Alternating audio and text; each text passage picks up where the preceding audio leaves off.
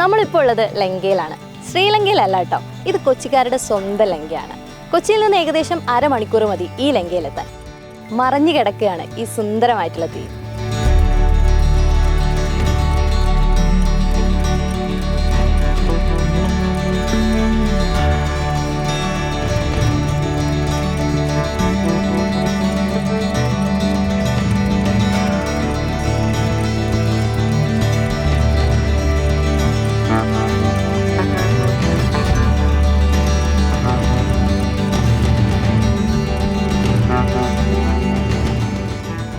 കൊച്ചിയിൽ നിന്ന് എടപ്പള്ളി റൂട്ട് പറവൂരിൽ കൂടി കയറി കഴിഞ്ഞാൽ ഒരു അരമണിക്കൂറേ ഉള്ളൂ ഈ ലങ്കയിലെത്താൻ.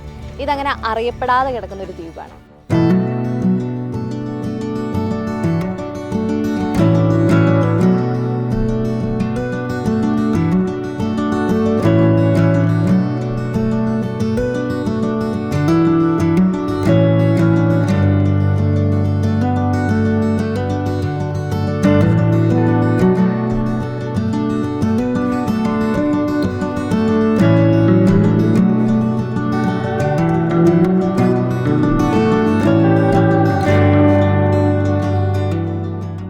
കൊച്ചിയെയും തിരുവിതാംകൂറിനെയൊക്കെ വേർതിരിക്കുന്ന ഒരു കല്ലുണ്ടായിരുന്നു പണ്ടവിടെ. രണ്ട് രാജ്യങ്ങളുടെയും അതിർത്തി എന്നൊക്കെയാണ് ഇവിടെ പറയപ്പെടുന്നത്. അതുപോലെ തന്നെ ഈ കടലിന്റെ സാന്നിധ്യം ഉള്ളതുകൊണ്ട് തന്നെ ഇവിടെ കിണർ കുഴിക്കുന്ന സമയത്ത് കക്കകളൊക്കെ കിട്ടും എന്നൊക്കെ പറയപ്പെടുന്നുണ്ട്.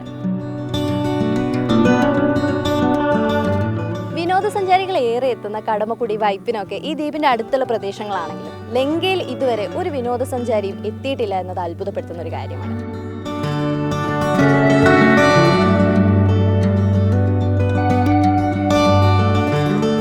റെസ്പോൺസിബിൾ ടൂറിസം പദ്ധതിയുടെ ഭാഗമായി എഴുക്കര പഞ്ചായത്ത് ഉൾപ്പെട്ടിട്ടുണ്ടെങ്കിലും ഈ ദ്വീപിൽ നവീകരണ പ്രവർത്തനങ്ങളോ അല്ലെങ്കിൽ ടൂറിസ്റ്റുകളെ ആകർഷിക്കാൻ വേണ്ടിയിട്ടുള്ള ഒരു പ്രവർത്തനങ്ങളും ഇതുവരെ നടന്നിട്ടില്ല.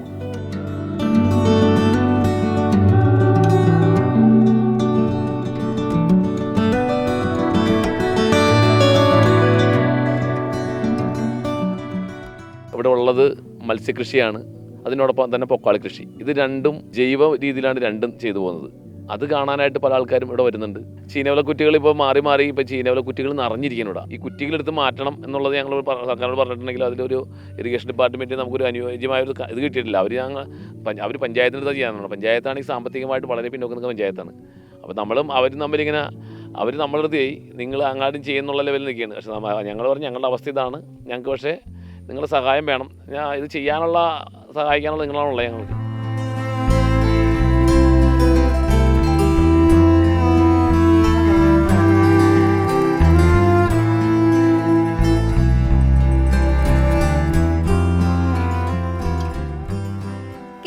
വിനോദസഞ്ചാരികളെ ആകർഷിക്കാൻ പാകത്തിന് എല്ലാമുണ്ട് ഈ കൊച്ചു ദ്വീപിൽ.